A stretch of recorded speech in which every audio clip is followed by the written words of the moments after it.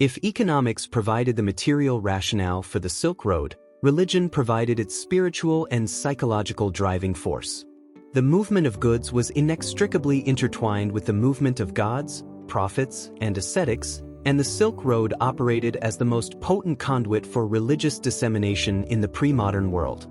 Long before the organized trade in silks and spices, Buddhist monks had begun traveling from the Gandhara region of modern Pakistan into Central Asia, carrying their scriptures, their meditation techniques, and their artistic traditions.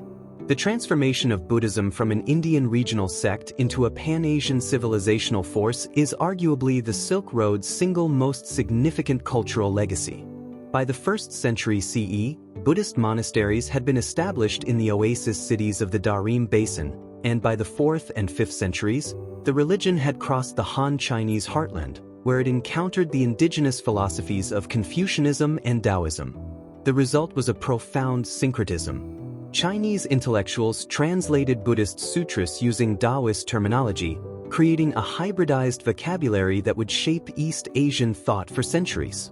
The Mahayana tradition, which emphasized the bodhisattva ideal, the postponement of one's own enlightenment to save all sentient beings, resonated deeply with Chinese Confucian notions of social compassion and filial piety. Out of this encounter emerged uniquely East Asian schools such as Tiantai, Huayan, and, most influentially, Chan, Zen, Buddhism, which emphasized direct insight and meditative practice over scriptural study. The artistic evidence of this religious transmission is breathtaking. The Mogao Caves near Dunhuang are a 1,000-cave monastic complex adorned with wall paintings and polychrome sculptures spanning 1,000 years of continuous creation.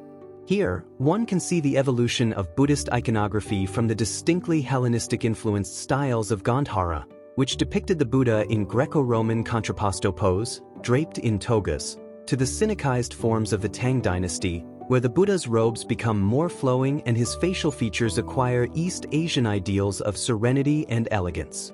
The famous flying Apsaras, heavenly nymphs, of Dunhuang, with their flowing ribbons and ecstatic postures, represent a fusion of Indian celestial dancers, Persian angelic iconography, and Chinese shamanistic motifs.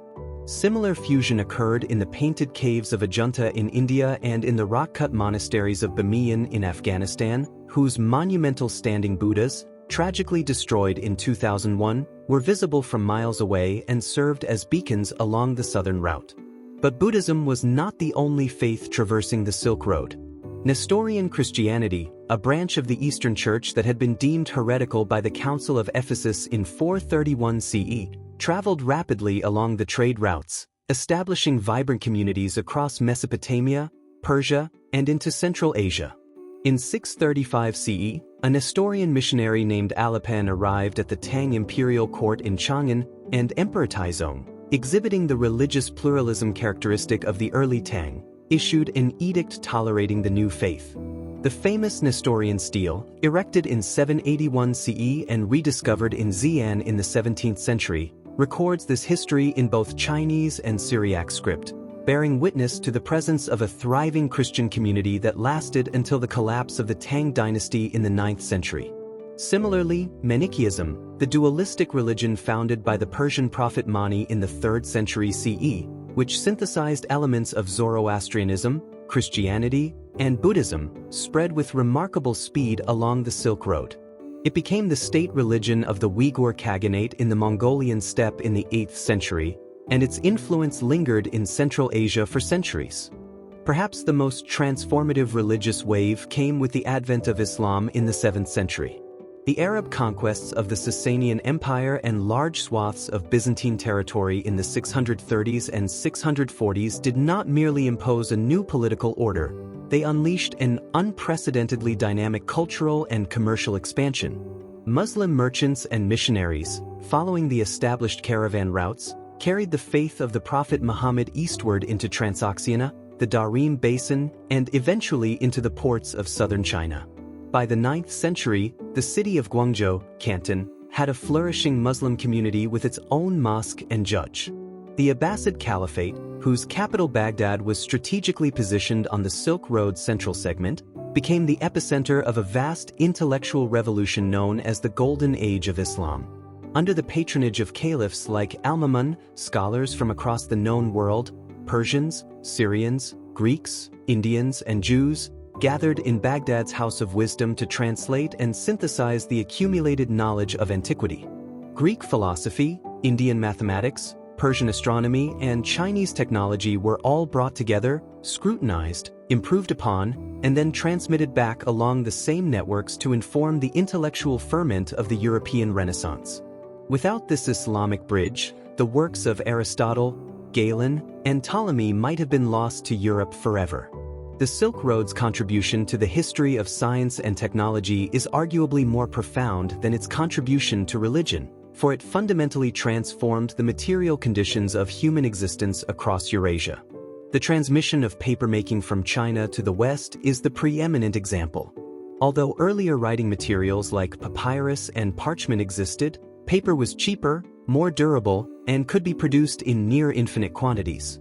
The technology was initially transmitted when the Abbasid caliphs captured Chinese papermakers at the Battle of Talas in 751 CE.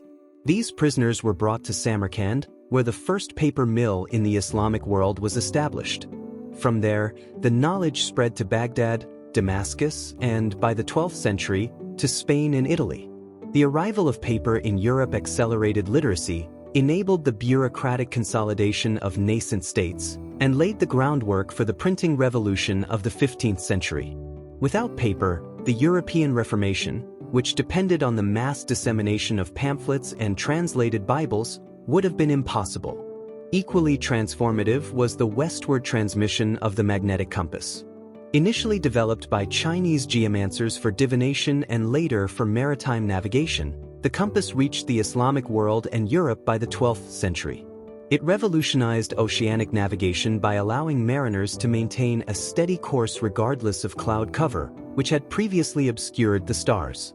The compass, combined with the rediscovery of Ptolemaic geography and improvements in shipbuilding inherited from Indian and Arabian dhow designs, empowered the European age of discovery.